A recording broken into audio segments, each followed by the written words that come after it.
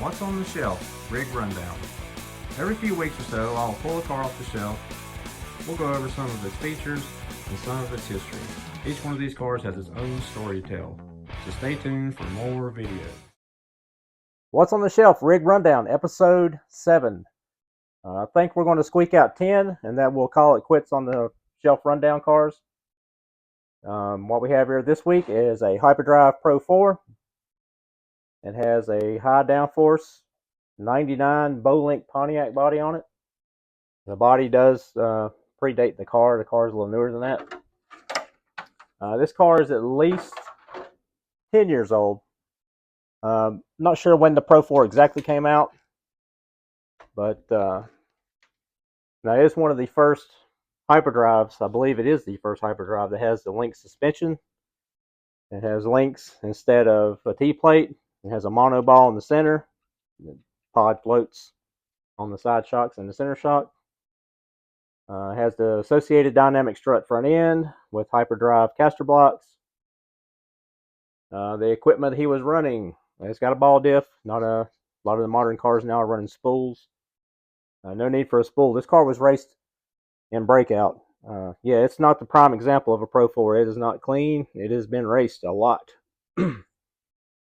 Got an old D4 13.5 Trinity Phantom motor.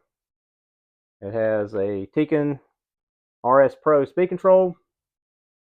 It was running Spectrum receiver. I believe he had a module and a Futaba radio, an old Futaba radio. It was running Spectrum modules. Still got the original A and B lap counter. Other than that, it's pretty straightforward pan car of the day. Side shock, center shock. This was later on after battery slots, so this was considered a modern car of the day. It had a single cell. They did make a Pro 4 with a slider tray where you could move the battery around back and forth. And by this is the solid chassis Pro 4. Great car in breakout. This car was raced primarily on the carpet track. I don't think he ever took this one outside. We were racing breakout half a season indoors and half a season outdoor, or if it was raining, we'd race indoors. And most of us had two cars for whatever track we were going to run. But that's pretty much it for the car. The story on the car is this is my friend Terry Ruffy's car. Ruffy passed away 2015, just before Memorial Day.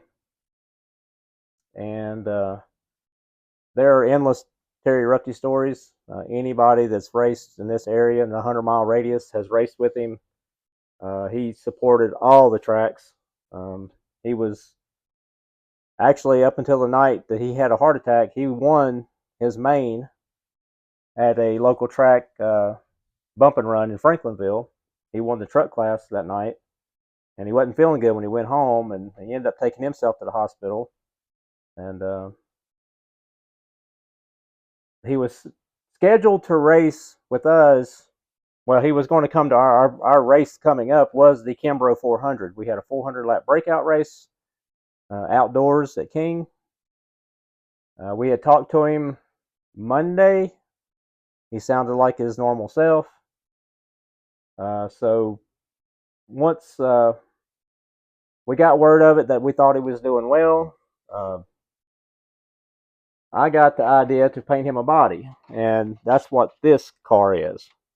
This is not a car. This is a display chassis with old Bowlink. This was donated by Jack Wright. The Team Ugly was an inside joke.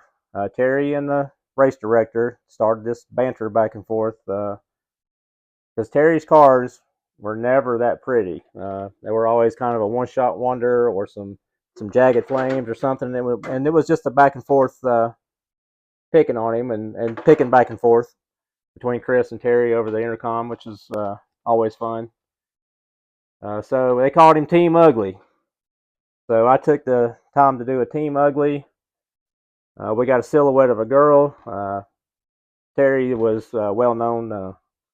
Well, I wouldn't say well known, but he was known to frequent a certain adult establishment in Salisbury. And the quarter 20 on the trunk. Can't see it through the wing. The wing's kind of dusty and fogged up from glue. The quarter 20 is also another inside joke because Terry always ran these Bowlink body mounts instead of pins. He'd run the big quarter 20 nuts to hold his body down. And that's another back and forth on the intercom during the race, talking about his quarter 20 body nuts. Now we caught wind that Terry was going to do okay. We thought he was doing okay, and thought I would paint him a body. He was an Earnhardt fan, and just like all of us, he's getting a little up in age. He wasn't that old. He was only 57. But racing at King, the track was so big, the fluorescent cars were so much easier to see. So I painted him all fluorescent orange, kind of a Wheaties throwback, but with Team Ugly. We got his name on the windshield, Terry above the door. And the intention was, when he got out of the hospital, was to present him with his body. Well, by Thursday, it may have been Wednesday before the race, Terry passed away.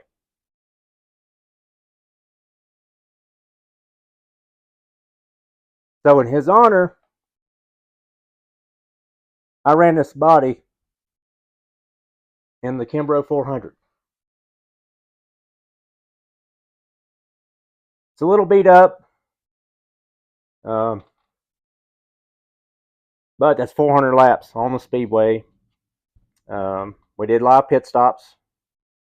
We did a pit stop break because we were running break out, so we would do a 5-minute stop after 150 laps. And we'd run 150 laps, 5-minute break, and then we come back, another 150. And those 300 laps, they would try to call out our lap times. We had 10 cars in the main, and they would try to call out our lap times so we could kind of tune our radio as we were going to keep up with the breakout, because this was a 7-second breakout car.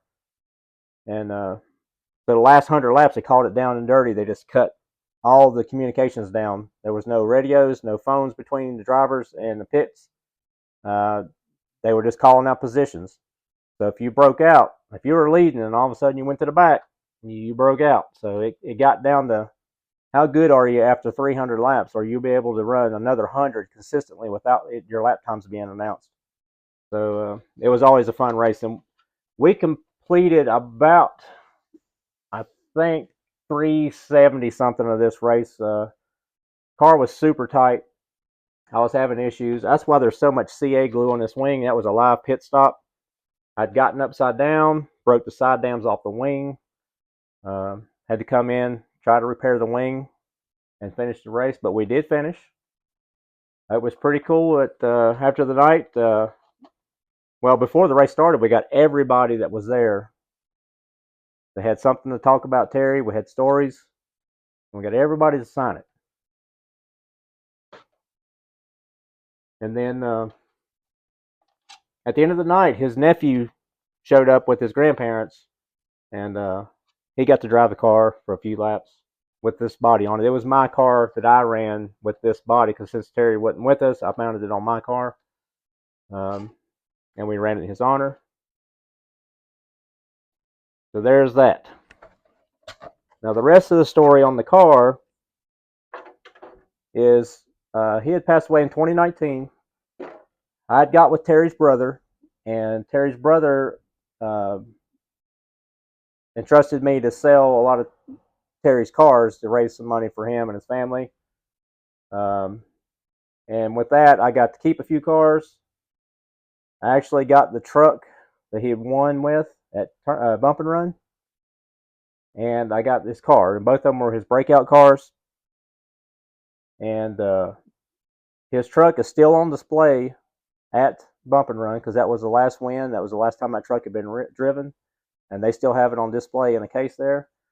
And this car was on display in King up until November of 2019 when we closed. And I thought no better way to honor him was to run his car in the last race. Sorry for the pauses. But anyway, the track was closing. It was the final race. I ran every class I could run. I ran 3 classes that day. I ran Legends, Breakout Car, actually Grand National, because we had a Grand National class at the time. I ran Grand National Car, Breakout Car, and then Legends. Managed to place in every class. I believe I won the Grand National that day. We ran this car as it came off the shelf. I took it off the shelf. Been sitting there for 4 years almost 5 years. Knocked the dust off of it somewhat. Cleaned the tires. These are the original tires that Terry had run. They are almost gone now. It's basically just the rim. Cleaned them up. Wanted to leave it as Terry as possible. And had to change a few things so I could drive it, because he had an unorthodox setup, and him and the 2 Keiths were honorary members of Team Ugly because they were all from the same area, and they always raced. If one of them was there, all 3 of them was there. Another Terry story, so they're just endless. But anyway, Keith was telling me that Terry's cars were always a handful to drive, but he managed to do it, and it was his style. But I had to detune it a little bit so I could drive it. But we made sure that his name was still attached to his transponder. It's still in the computer. That was the, we didn't change anything. Like I said, it had been 4 years, and his name and his transponder was still in the computer. We raced it as Terry, and managed to finish second with it in Breakout Car in the very last race at King. We had the leader in sight, but just ran out of time. We needed another 30 seconds or so, but and that's when Breakout we run 10-minute mains. I believe I could have got him with 10 minutes and 30 seconds. But either way, it was good to honor him. I still have this car. I will keep this car for as long as I'm able to. So it'll be in the shelf enshrined as it was, and no need to clean it, no need to put fresh tires, no need to do anything. It's how he ran it. His stuff was, like I said, it was kind of unorthodox the way he built cars, and his setups were odd, but they worked for him, and he was fast. He was always up front, and there you go. There's Terry's car. Rig Rundown, episode 7. And we'll see you in a few weeks. Stay tuned for the finishing of the beach car build. Here's another little plaque from Terry. This is 1989 Driver of the Month. This was a track in Spencer. It was a super nice dirt oval.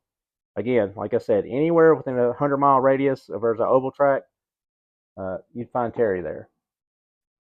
Anyway, that's enough of this one. Appreciate you watching. Hit that subscribe button, and we'll see you on the next one. Thanks.